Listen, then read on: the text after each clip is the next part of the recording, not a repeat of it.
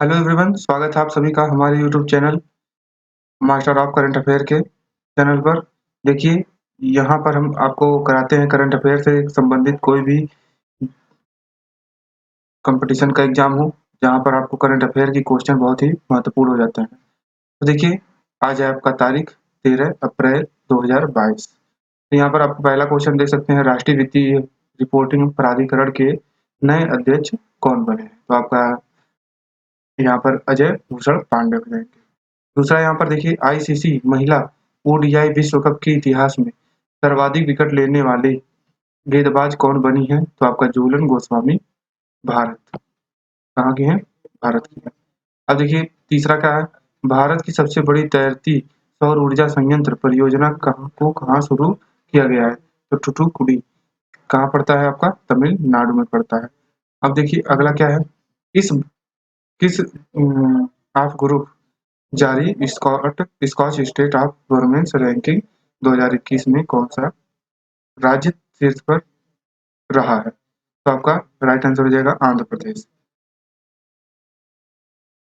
अब देखिए पांचवा क्या है, खेल मंत्रालय द्वारा राष्ट्रीय युवा संसद महोत्सव 2022 के तीसरे संस्करण का आयोजन कहाँ किया गया है? तो आपका हो जाएगा राइट आंसर नई दिल्ली। छठवें नंबर का है आपका, ISSF शूटिंग विश्व कप 2022 के पदक तालिका में कौन सा देश शीर्ष स्थान पर रहा है? तो आपका राइट आंसर हो जाएगा Bharat.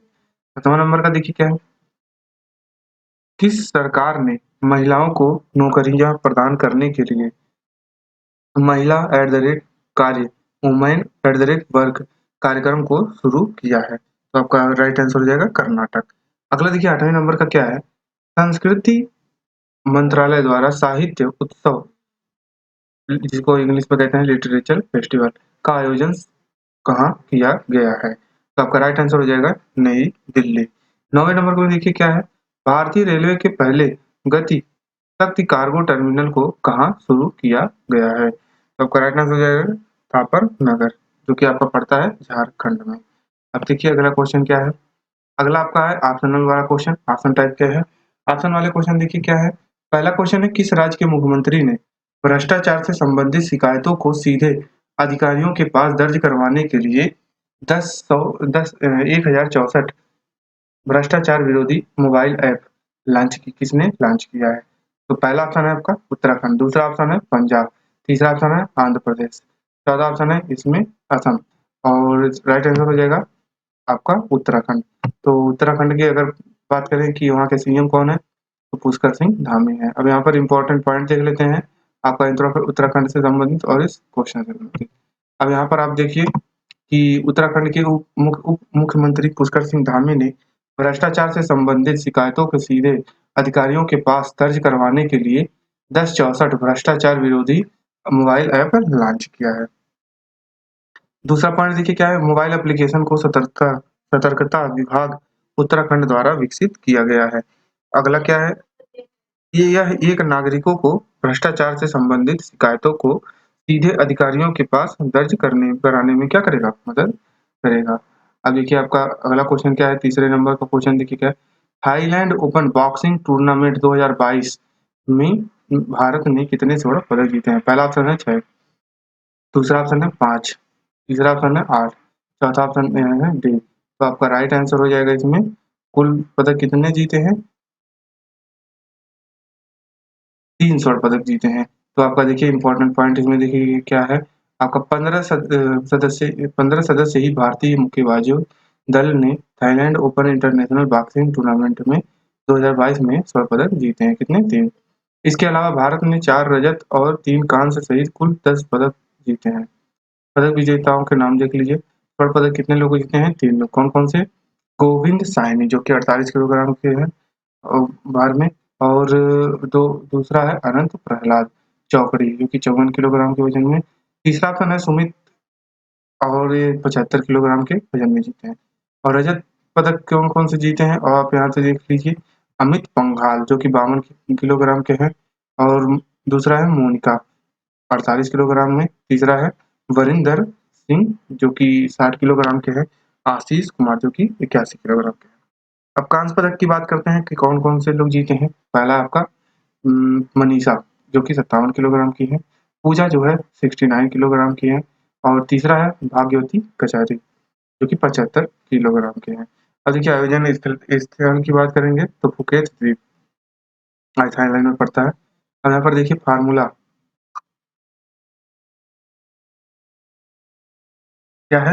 Formula one race Australian Grand Prix 2022 का खिताब किसने जीता है? तो आपका पहला ऑप्शन हो जाएगा लुइस हैमिल्टन जो कि मर्सिडीज और ब्रिटेन के हैं और दूसरा ऑप्शन है चार्ल्स लेक्लर जो कि फेरारी फेरारी और मोनाको के हैं और आपका तीसरा है कार्लोस सैइज फेरारी और स्पेन के। चौथा है आपका मैक्स वर्स्टापेन और जो कि रेड बुल के और नीदरलैंड। इंपॉर्टेंट आपका राइट आंसर हो जाएगा मैक्स वर्स्टापेन। अब देखिए इसमें आपका इम्पोर्टेंट पॉइंट क्या है? इम्पोर्टेंट पॉइंट है आपका फेरारी कार के ड्राइवर चार्ल्स लेक्लर यानी जो सेकंड वाला ऑप्शन इसका क्या हो जाएगा? सही हो जाएगा। ऑस्ट्रेलिया में मेलबर्न विक्टोरिया में आयोजित formula one race Australian Grand Prix 2022 का खिताब जीत लिया है। अगर हम आयोजन स्थल की बात करेंगे तो मेलबर्न हो जाएगा जो कि ऑस्ट्रेलिया में पड़ता है, ऑस्ट्रेलिया की राजधानी है। सॉरी ऑस्ट्रेलिया की राजधानी कैनबरा होता है और आपका संस्करण जो है ये 50वां है और यह 2022 formula one one world world championship का तीसरा दौर था। तो देखिए फार्मूला वन वर्ल्ड चैंपियनशिप 2022 के दो दौर और उनके विजेताओं के नाम देख लीजिए। Formula one race Bahrain Grand Prix 2022 Charles Leclerc जो कि फेरारी के और मोनाको के हैं। Formula one race Saudi Arab Grand Prix 2022 के जो है वो मैक्स वर्स्टापेन है जो कि रेड बुल के और नीदरलैंड के हैं।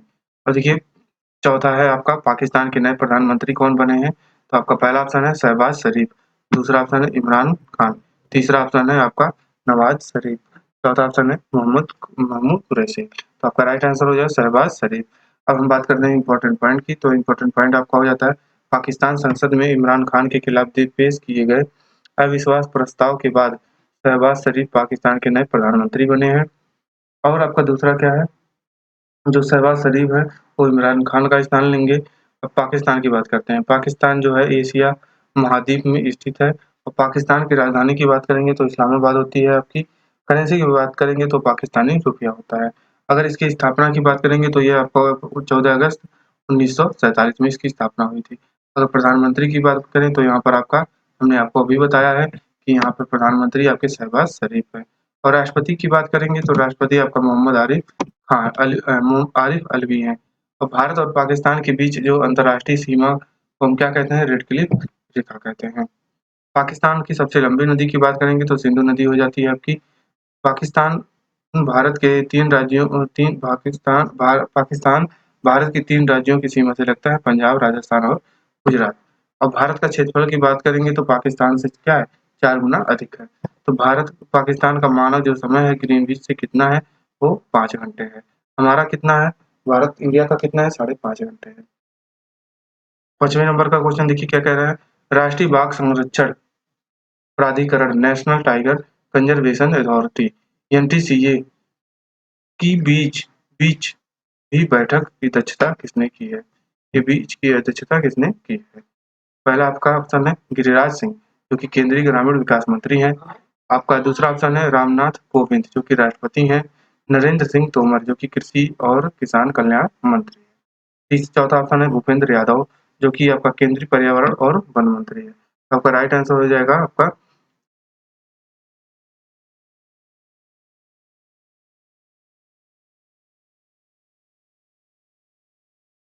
चौथा वाला ऑप्शन सही हो जाएगा। तो देखिए इंपॉर्टेंट पॉइंट क्या है? केंद्रीय पर्यावरण और वन मंत्री भूपेंद्र यादव ने भारतीय राष्ट्रीय बाघ संरक्षण प्राधिकरण एनटीसीए के बीच में बैठक की अध्यक्षता की है। इस बैठक का आयोजन जो है वो पक्की बाघ अभयारण्य अरुणाचल प्रदेश में किए गए हैं। इतिहास में पहली बार राष्ट्रीय बाघ संरक्षण प्राधिकरण की बैठक जो है वो राष्ट्रीय राजधानी दिल्ली से क्या है? बाहर हुई है। इस बैठक में राष्ट्रीय बाघ संरक्षण प्राधिकरण ने टाइगर रिजर्व के लिए एक फायर अधिक प्रोटोकॉल जारी किया है, जो टाइगर रिजर्व प्रबंधकों को उनके पूरे जीवन चक्र में आग की तैयारी और जंगल की आग के प्रबंधन के आकलन में करने में सहायता करेगा। 6वें नंबर का क्वेश्चन देखिए क्या है, राष्ट्रीय सुरक्षा मातृत्व दिवस यानी नेशनल सेफ मदरहुड डे यानी जिसको हम कहते हैं एनएसएमडी 2022 कब मनाया गया है? तो आपका राइट आंसर हो जाएगा इसमें से बताना है आपका 11 अप्रैल, 10 अप्रैल या 8 अप्रैल या 7 अप्रैल को। तो आपका राइट आंसर हो जाएगा 11 अप्रैल। पहला वाला ऑप्शन सही हो जाएगा। अब इम्पोर्टेंट पॉइंट की बात करते हैं। इम्पोर्टेंट पॉइंट आपका हो जाता है, हर साल 11 अप्रैल को राष्ट्रीय सुरक्षित मातृत्व दिवस के रूप में मनाया जाता है। तो इस दिन को मनाने का उद्देश्य यह है कि उस देखभाल के बारे में जागरूकता बढ़ाना, जो कि एक गर्भवती महिला को बच्चे के जन्म से पहले और उसके दौरान और बाद चाहिए। और आपका वर्ष 2022 की जो थीम है वो क्या है? कोरोना वायरस के बीच घर पर रहें, माँ और शिशु को कोरोना वायरस से क्या करें? सुरक्षित रखें। ये आपका थीम था। अब अगला देखिए क्या है? राष्ट्रीय सुरक्षा दिवस। अब यहाँ पर देखिए कुछ दिवस हैं और उनके थीम दिए गए हैं। अंतर्राष्ट्रीय अगर शिक्षा दिवस की बात करेंगे तो कब मनाया गया है? तो आपका 24 जनवरी को। थीम की बात करेंगे तो चेंजिंग कोर्स ट्रांसफॉर्मिंग एजुकेशन है। आपका दूसरा क्वेश्चन क्या है? दूसरा है राष्ट्रीय युवा दिवस 2022 का, जो कि स्वामी विवेकानंद की जयंती है। आपका 12 जनवरी अगर थीम की बात करेंगे तो यह सब दिमाग में है। अब तीसरा आपका देखिए दिवस क्या है?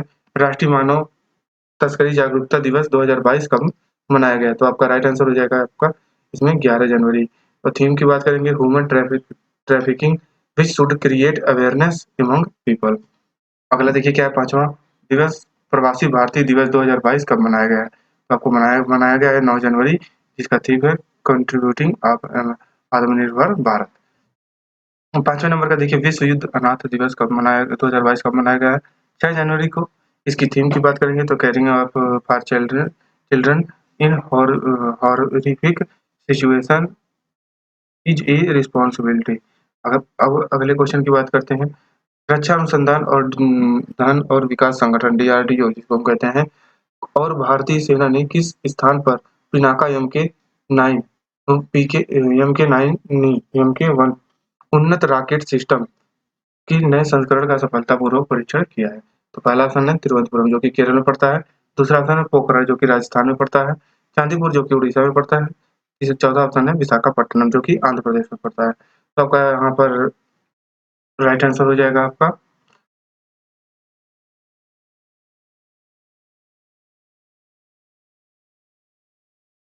आपका राइट आंसर हो जाएगा पोखरण जो कि क्या है राजस्थान में पड़ता है। अगर हम बात करेंगे इंपॉर्टेंट पॉइंट की तो आपका इंपॉर्टेंट पॉइंट हो जाता है रक्षा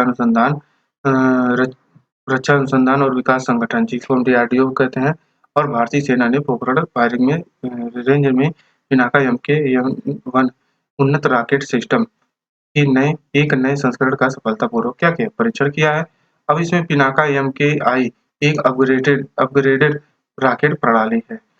और इसकी बात करेंगे पिनाका मिसाइल सिस्टम 44 सेकंड में 12 मिसाइल लॉन्च करती है, यानी करीब हर सेकंड में एक उम, एक मिसाइल क्या करती है? फायर करती है। अब यहाँ पर डीआरडीओ की बात करते हैं, डीआरडीओ की स्थापना की बात करेंगे, तो यहाँ पर 1958 में हुआ था और इसकी आपका मुख्यालय कहाँ है? नई दिल्ली में है। अध्यक्ष आपके जी सतीश रेड्डी हैं। सिंधु नेत्र उपग्रह को किसने विकसित किया है? डीआरडीओ ने। अब देश की पहली स्वदेशी मशीन पिस्तौल एएसएमई को किसने बनाया है? डीआरडीओ ने। आकाश एनजी मिसाइल का सफल परीक्षण किसने किया है? डीआरडीओ ने। अब अगला क्वेश्चन देखिए क्या है यहाँ पर, छात्रवृत्ति सहित अन्य माध्यमों से भारत में पढ़ाई कर चुके विदेशी छात्रों के लिए इंडिया इलुमनी पोर्टल को किसने लॉन्च किया है? तो आपका राइट आंसर हो जाएगा इसमें से सी वाला ऑप्शन सही हो जाएगा। मीनाक्षी लेखी जो कि संस्कृत राज्य क्या है? मंत्री है। और यहाँ पर प्रहलाद जोशी क्या है? संसदीय कार्य मंत्री है। पीयूष गोयल क्या है? वाणिज्य और उद्योग मंत्री है। अर्जुन मुंडा क्या है? आदिवासी कल्याण मंत्री है। अब यहाँ पर इम्पोर्टेंट पॉइंट की बात करेंगे। इम्पोर्टेंट पॉइंट आपका क्या है कि संस्कृति राज्य मंत्री मीनाक्षी लेखी और भारतीय संस्कृति संबंध परिषद के अध्यक्ष विनय सहस्त्रबुद्धे ने भारतीय संस्कृति संबंध परिषद के 72वें स्थापना दिवस के अवसर पर इंडिया एलुमनी पोर्टल को लॉन्च किया है। अगला क्या है इसमें, इस पोर्टल के माध्यम से भारत में पढ़ाई कर चुके विदेशी छात्राओं से पुनः संपर्क बनाया जाएगा और स्थानीय संसाधन प्रबंधन या संपर्क अधिकारी के रूप में जोड़ा जा सकेगा। अगला क्या है, यह पोर्टल विदेशी छात्र-छात्राओं को भारत द्वारा दी जा रही छात्रवृत्ति की पहुँच को व्यापक बनाने में मदद करेगा। यह था आपका आज का करंट अफ़ेयर। अब इसी प्रकार से अपने करंट अफ़ेयर को इम्प्रूव किया जाएगा और आपको एक बहुत ही सटीक और जानकारी प्रोवाइड कराई जाएगी। तब तक के लिए अगर आपको वीडियो अच्छा लगता है तो आप वीडियो को लाइक ज़रूर कीजिएगा और अपने दोस्तों के साथ इसे शेयर ज़रूर कीजिएगा। इस वीडियो में थोड़ा आपको क्वेश्चन तो आपको अच्छे मिले होंगे, तो इस वीडियो में अगर कोई भी त्रुटि होती है तो उसको हम अगली वीडियो में सुधार देंगे। तब तक के लिए आप हमारे वीडियो को देखते रहें, हमारे चैनल को सब्सक्राइब नहीं किए हैं तो हमारे चैनल को सब्सक्राइब ज़रूर कर लीजिएगा। मिलते हैं अगले वीडियो में। Thanks for watching.